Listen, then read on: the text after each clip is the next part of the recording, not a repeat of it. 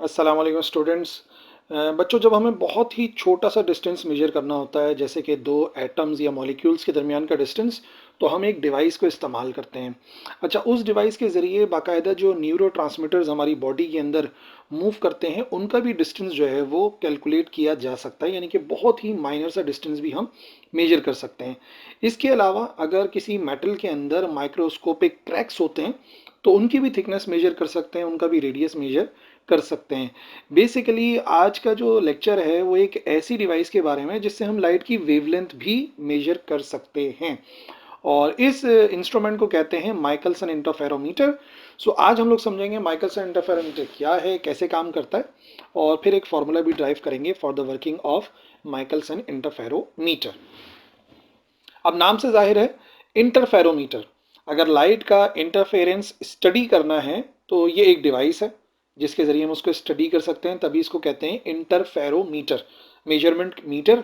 और इंटरफेयर जो आ रहा है वर्ड, ये इंटरफेरेंस के लिए आ रहा है।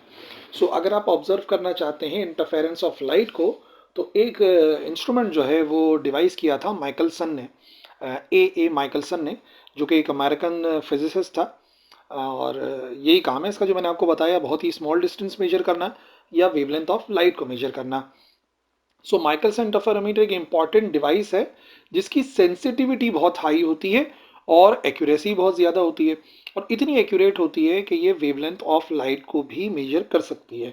और अगर हम चाहें तो वेवलेंथ ऑफ लाइट के बजाय हम जो है बहुत सारे डिस्टेंसेस को मेजर कर सकते हैं, जो कि मैंने आपको लेक्चर के शुरू में बताया।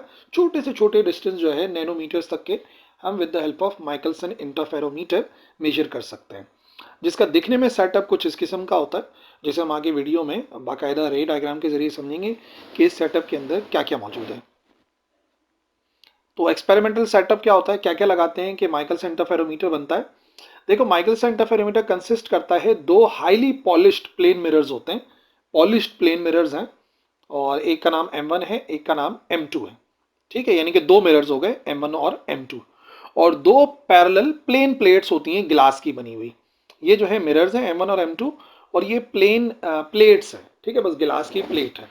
अच्छा, जो पहली प्लेट होती है A, वो हाफ सिल्वर्ड होती है, और उसको हम क्यों इस्तेमाल करते हैं, उसको हम इस्तेमाल करते हैं बीम स्प्लिटर के तौर पर, और वो इंक्लाइन हुई भी होती है 45 डिग्रीज पर। एंगल थोड़ा बदल भी सकते हैं, लेकिन आमतौर पर 45 डिग्रीज पर होती है, relative to the path of the incident light. यानी देखो, दो मिरर्स हो गए M1 और M2। एक जो ग्लास प्लेट है वो हाफ सिल्वर्ड है, आधी उसमें सिल्वरिंग की हुई है, ताकि वो बीम ऑफ लाइट को स्प्लिट कर सके। क्योंकि ऑलरेडी हम लोग डिस्कस कर चुके हैं कि इंटरफेरेंस ऑफ लाइट को देखने के लिए हमें लाइट कोहेरेंट चाहिए और मोनोक्रोमेटिक चाहिए। तो कोहेरेंट लाइट अचीव करने के लिए, दो कोहेरेंट वेव्स अचीव करने के लिए हम बीम स्प्लिटर का काम करते हैं, जो एक ही लाइट को दो हिस्सों के अंदर ब्रेक करे। और वो बीम स्प्लिटर 45 डिग्रीज के ऊपर लगाया जाता है, और जो दूसरी प्लेन ग्लास प्लेट होती है उसका एंगल सेम है, थिकनेस सेम है, उसे कंपनसेटर प्लेट कहते हैं। ये हमेशा लाजमी नहीं होती, हमेशा ज़रूरी नहीं होती, पर वाइट लाइट से जब हमें ऑब्जर्व करना होता है तो इट इज़ वेरी इंपॉर्टेंट। वो इंशाल्लाह वीडियो में आगे देखेंगे। अच्छा, मोनोक्रोमेटिक लाइट वेवलेंथ जिसके लेमडा है, वो हम एक सोर्स ऑफ लाइट से ऑब्जर्व करते हैं। वो सोर्स ऑफ लाइट सोडियम का फ्लेम हो सकती है या मरकरी का आर्क हो सकती है, जो भी हो। ठीक है, देखने में सेटअप कुछ इस किस्म का होता है। ये आ गई एस, जिसको मैंने बताया ये सोर्स ऑफ लाइट है। सामने एक ग्लास प्लेट आ गई, प्लेन ग्लास प्लेट, जिसको हमने हाफ सिल्वर्ड किया हुआ है, और ए प्लेट भी कहा इसको, और एक्चुअली ये बीम स्प्लिटर है जिसका काम है बीम को स्प्लिट करना। और इसी एंगल के ऊपर एक और प्लेट होती है जो कि कंपनसेटर प्लेट कहलाती है। तो एक बीम स्प्लिटर है और एक कंपनसेटर है। इसके अलावा मैंने आपको बताया दो हाईली पॉलिश्ड मिरर्स भी होने चाहिए। इधर एक मिरर लगा हुआ होता है, जैसे फिक्स मिरर कह लो M1, और एक दूसरा मिरर यहाँ पे लगा होता है, ये एडजस्टेबल मिरर है, इसको M2 कह दिया। ठीक है, हाईली पॉलिश्ड किया हुआ है इनको, और ये फिक्स्ड है, इसको तो मूव नहीं करा सकते, पर ये एडजस्टेबल है। इसके पीछे जो है वो स्क्रू लगा हुआ होता है, स्क्रू गेज लगा हुआ होता है, जिसके ज़रिए हम स्क्रू गेज से डिस्टेंस मेजर कर लेते हैं, और स्क्रू को आहिस्ता आहिस्ता घुमाते हैं, तो ये जो एडजस्टेबल मिरर है ये अपनी पोजीशन को चेंज कर लेता है। तो एक्सपेरिमेंटल सेटअप वही जो वहाँ पे हमने लिखा हुआ पढ़ा, वो यहाँ पे आपको मैंने फिगर के अंदर दिखाया। यहाँ पर एक डिटेक्टर लगा होगा बिल्कुल इसके सामने, जो कि आम तौर पे माइक्रोस्कोप हो सकती है या कोई भी एक प्लेट हो सकती है, डिटेक्टर हो सकता है, जहां से हम इंटरफेरेंस पैटर्न को ऑब्जर्व करेंगे, जिसकी बुनियाद के ऊपर डिस्टेंस को या वेवलेंथ को मेजर किया जा सकता है। अच्छा जी, वर्किंग समझनी है। वर्किंग के अंदर जो मोनोक्रोमेटिक लाइट है, सबसे पहले वो गुजरती है बीम स्प्लिटर से। बीम स्प्लिटर उस लाइट को दो हिस्सों के अंदर ब्रेक कर देता है। एक बनती है रिफ्लेक्टेड बीम जो उससे रिफ्लेक्ट हो जाती है, और दूसरी होती है ट्रांसमिटेड या रिफ्रैक्टेड बीम जिसकी इंटेंसिटी बराबर होती है।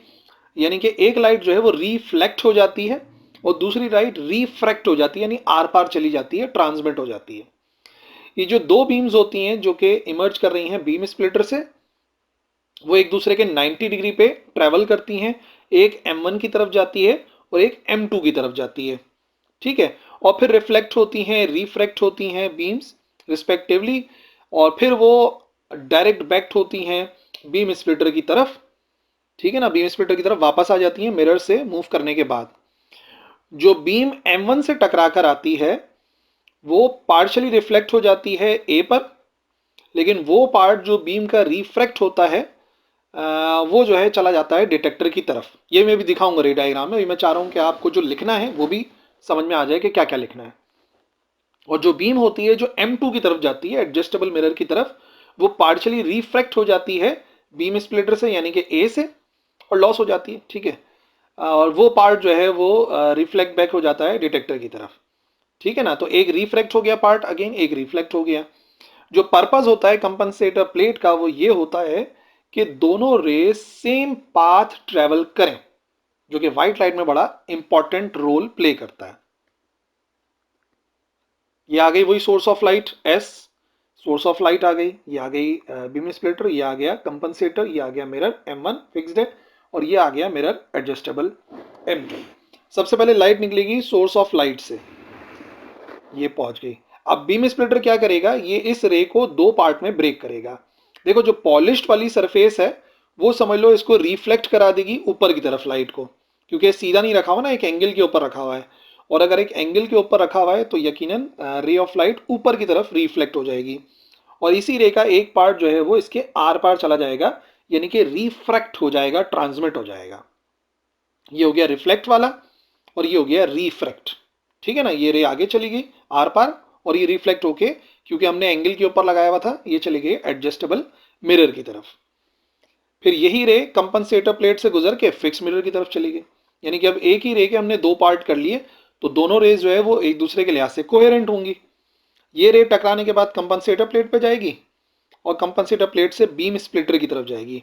अब बीम स्प्लिटर दोबारा से इसके दो टुकड़े करेगा, एक हिस्सा आर पार चला जाएगा जो हमारे काम का नहीं है, हमें मकसद नहीं है उससे कुछ, और दूसरा जो है वो रिफ्लेक्ट होकर डिटेक्टर की तरफ आएगा जो कि हमारे काम का है, इस तरीके से।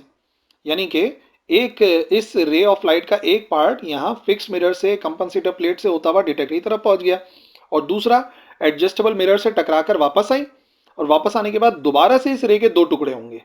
एक रिफ्लेक्ट हो जाएगा इस तरफ लेफ्ट साइड पर, और एक रिफ्रैक्ट हो जाएगा यानी कि ट्रांसमिट हो जाएगा, आर पार चला जाएगा। तो आर पार वाला हमारे काम का है, क्योंकि हम तो डिटेक्टर की तरफ जाने वाली रेस को देखेंगे। तो आमतौर पे एक ऐसा स्ट्रक्चर बन जाता है रेस का। रेस इस तरीके से ब्रेक होकर जाती हैं, और बिल्कुल रे वैसे उसी रास्ते पे वापस आती है, पर मैं थोड़ा सा नीचे बना रहा हूँ ताकि रे डायग्राम समझने में आसानी हो जाए। वरना जिस रास्ते पे रे जाती है एग्जैक्टली उसी रास्ते से जो है वो वापस आती है, ये आपने जहन में रखनी है बात, ठीक है जी। तो फिर क्या होगा, डिटेक्टर के ऊपर आप ऑब्जर्व करेंगे कि भाई जो लाइट ट्रांसमिट हुई थी ए के थ्रू, वो M1 से पास हुई और प्लेट बी से दो मरतबा गुजरी, ठीक है। ये वाली जो रे है ये प्लेट बी से दो मरतबा गुजरी है, जो ट्रांसमिटेड रे थी। तो जो पाथ लेंथ होता है across in glass by the light in this arm is identical to the travelled in the glass in the other arm. यानी कि ये जो लाइट यहाँ से ट्रेवल कर रही है, जितनी मरतबा ये इस गिलास से गुजरी है उतनी ही मरतबा ये भी गिलास से ही गुजरी है, दो मरतबा, ठीक है ना। ये इस वजह से कंपनसेटर प्लेट लगाते हैं कि दोनों रेज ऑफ लाइट जो गिलास की थिकनेस से गुजरे वो एक जैसा गुजरे, क्योंकि एक जैसे होंगे तभी तो आगे जाके वो कोहेरेंट रहेंगे, और कोहेरेंट रहेंगे तो वो आपस में एक दूसरे के साथ इंटरफेरेंस करेंगे, क्योंकि इंटरफेरेंस की शर्त थी, लाइट रेस का कोहेरेंट होना जरूरी है। दैट्स व्हाई हम कंपनसेटर प्लेट लगाते हैं।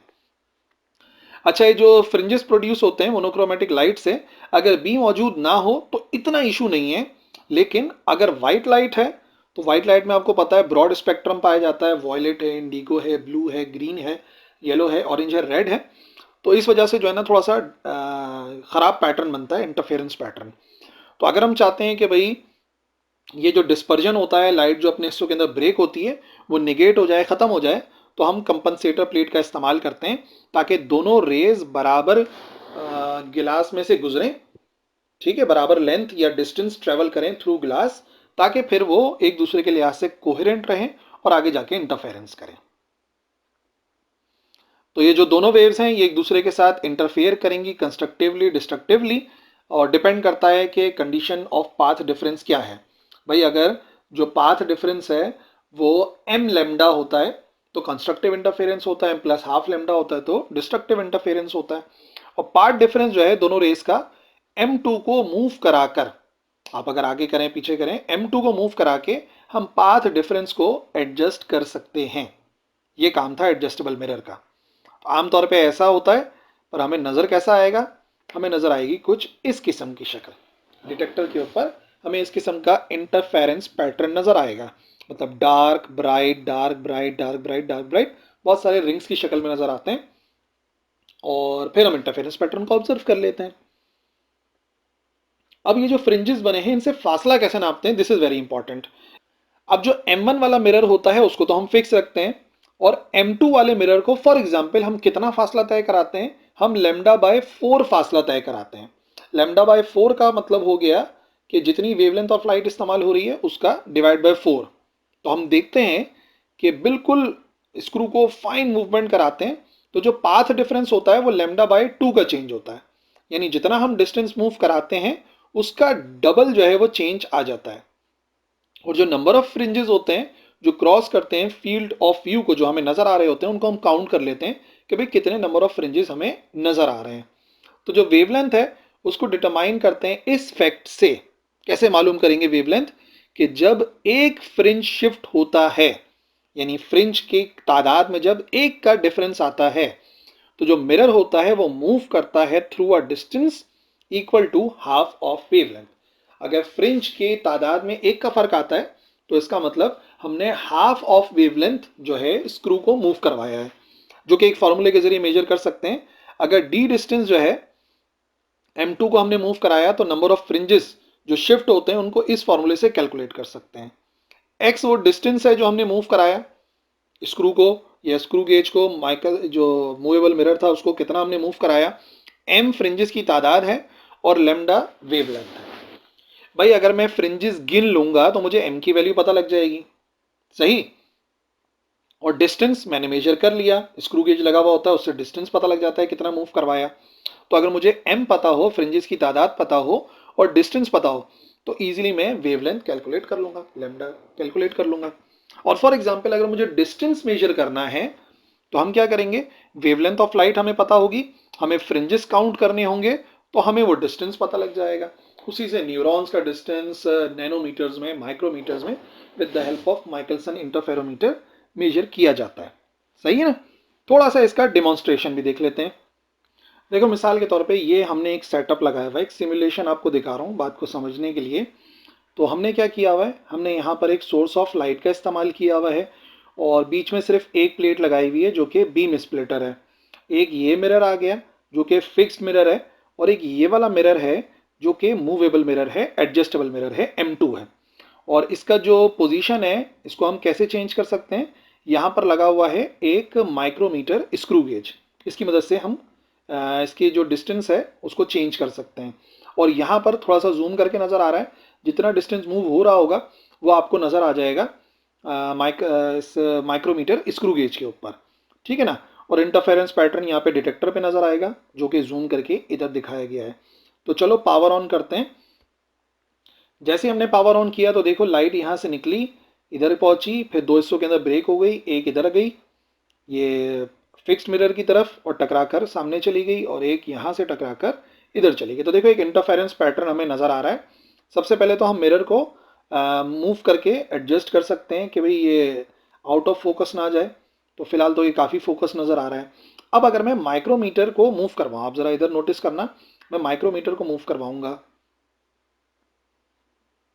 तो आप देखो इंटरफेरेंस पैटर्न जो व्यू के अंदर आ रहे हैं उनको हमें काउंट करना होगा कि भाई कितने इंटरफेरेंस पैटर्न हमें नजर आ रहे हैं, कितना डिस्टेंस हमने मूव कराया, उस डिस्टेंस के लिहाज से वो डिस्टेंस हो जाएगा x। ठीक है ना, जितना भी डिस्टेंस हमने मूव कराया, लेट से अभी बिल्कुल जीरो था तो हमने मूव करा दिया इसको 1 मिलीमीटर। ठीक है, 1 मिलीमीटर फॉर एग्जाम्पल मैंने मूव कराया, तो यहाँ पर कितने इंटरफेरेंस पैटर्न नजर आ रहे हैं, 1 2 3 4 5 6 7 8 9। तो हमने काउंट कर लिया कि अच्छा भाई 9 नजर आ रहे हैं, कितना मूव कराया 1 मिलीमीटर। तो बहरहाल वैल्यूज पुट करके हम इजीली कैलकुलेट कर सकते हैं वेवलेंथ ऑफ लाइट, और अगर चाहें तो डिस्टेंस भी मेजर कर सकते हैं बाकी फैक्टर्स को देखते हुए। तो आप नोटिस करो कि जैसे जैसे हम माइक्रोमीटर को डिस्टेंस ट्रेवल करवाते हैं उस लिहाज से जो इंटरफेरेंस पैटर्न है उनके अंदर चेंज आता चला जाता है। और बस यहाँ पर हमने इस एक्सपेरिमेंट के अंदर हमने इस्तेमाल कर लिया ये लेज़र लाइट। अदरवाइज आप जो मैंने बताया था सोडियम या मरकरी आर्क भी इस्तेमाल कर सकते हैं। ठीक है बच्चों, सो ये था आज का हमारा लेक्चर अबाउट माइकलसन इंटरफेरोमीटर, जिसका डेमोन्स्ट्रेशन ही मैंने आपको दिखाया। अगर कोई क्वेश्चन है तो कमेंट सेक्शन के अंदर लिखा जा सकता है। That's all for this video. अल्लाह हाफिज़।